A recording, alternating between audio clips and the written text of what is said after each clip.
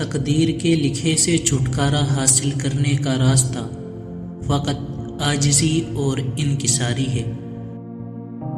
دشمنوں سے زیادہ ہمارے وہ دوست خطرناک ہے جو منافقانہ انداز میں ہمارے جذبات سے کھیلتے ہیں۔ طنز اور بحث سے رشتے کمزور ہو جاتے ہیں، لہذا اپنوں سے کبھی بھی ایسی لڑائی نہ کرنا کہ لڑائی تو جیت جاؤ مگر اپنوں کو ہار جاؤ۔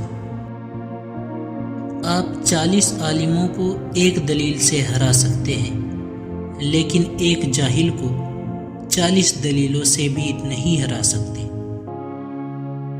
تمہاری پریشانیاں تمہاری بے ادبی اور ناشکری سے جڑی ہوئی ہے۔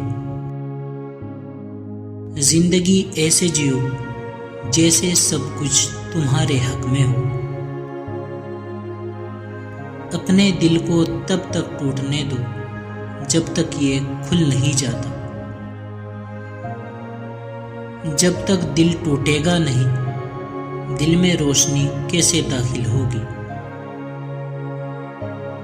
ٹوٹا ہوا دل خدا کی توجہ کھینچتا ہے، خوش نصیب ہے وہ روح جو خدا کے لیے روتی ہے۔ سچا عاشق اپنے دل کے درد سے ثابت ہوتا ہے، دل کی بیماری جیسی کوئی بیماری نہیں۔ یاد رکھنا، اگر آپ محبوب کا قرب چاہتے ہیں پھر ایک دوسرے سے محبت کرو، چاہے ان کی موجودگی ہو یا غیر موجودگی، صرف ان کی بھلائی دیکھیں۔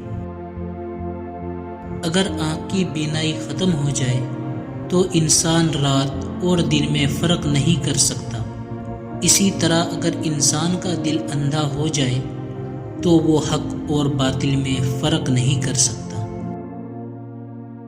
اللہ والوں کی باتیں سکون قلب عطا کرتی ہیں اور اہل ظاہر کی باتیں دل میں انتشار اور بے اطمینانی پیدا کرتی ہیں۔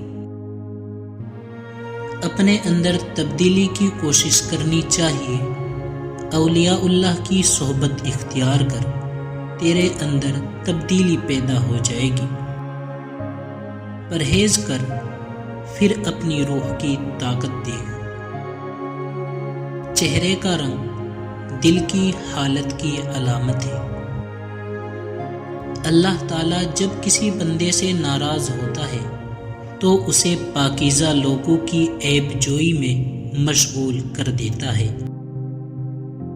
عقل نے سوال کیا، کیا موت سے زیادہ کوئی چیز تکلیف دہ ہے؟ محبت نے عقل کو مخاطب کیا اور کہا، محبوب کی جدائی موت سے زیادہ تکلیف دہ ہوتی ہے۔ عقل مند انسان نقصان میں چھپے ہوئے فائدے کو سمجھ جاتا ہے۔ قدرت نے تحریم میں تعمیر کا راز چھپا رکھا ہے۔ دیندار اپنے آپ کو تکلیف میں اس لیے مبتلا کرتا ہے کہ آخرت میں راحت میسر آئے۔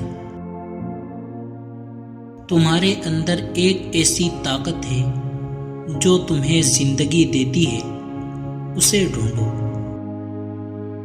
ہر دل میں ایک کھڑکی ہوتی ہے جس سے آپ اپنے دل سے دوسرے کے دل میں دیکھ سکتے ہو۔